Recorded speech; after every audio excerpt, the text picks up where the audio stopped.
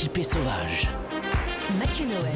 Le saviez-vous, David? Aujourd'hui, selon une étude de l'université d'Oxford, on perd tous en moyenne 17 minutes chaque soir devant l'écran d'accueil de Netflix à s'engueuler avec son conjoint avant de réussir enfin éventuellement à choisir une série ou un film. Heureusement, il y a désormais 17 minutes de gagner avec vous, ma chère Eva Roth. Oui, alors ce soir, France 2 a cette capacité incroyable de proposer un programme dont je ne comprends pas l'intérêt Allez, ça tacle, là. et un documentaire bouleversant. Ah. C'est-à-dire qu'à 21h, on va Dans la commencer avec Affaires conclues.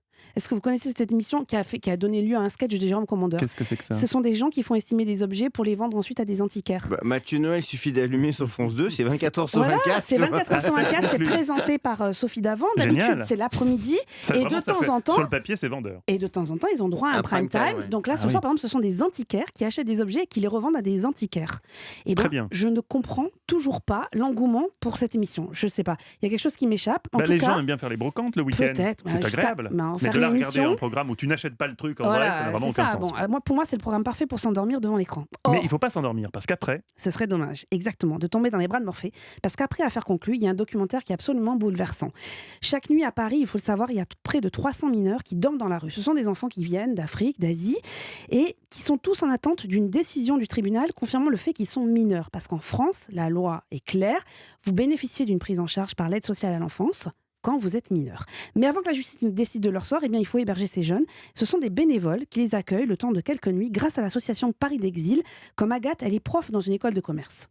Et par moments, c'est un peu compliqué. C'est-à-dire que par moments, je suis dans une classe en école de commerce à 1 000 € l'année, où je suis en train de confisquer le dernier iPhone parce qu'il n'a pas été mis sur mode silencieux. Et puis à la sortie de mon travail, je retrouve des jeunes à qui je vais aller donner un petit téléphone à 10 € parce qu'ils dorment dans la rue et qu'on ne peut même pas les joindre si on trouve une solution pour les faire héberger. Je fais le grand écart.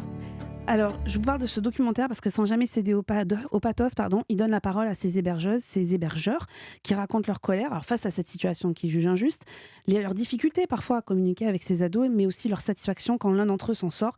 C'est absolument bouleversant, ça s'appelle Défi de solidarité, c'est à 23h20 sur France 2, mais sur la plateforme de France Télévisions quand vous voulez, bien évidemment. comme quoi, il ne faut pas désespérer de France 2. Exactement. Si la première partie n'est pas bonne, Exactement. la deuxième rattrape Voilà. le coup. Ouais. Merci Eva, 17 minutes de gagné.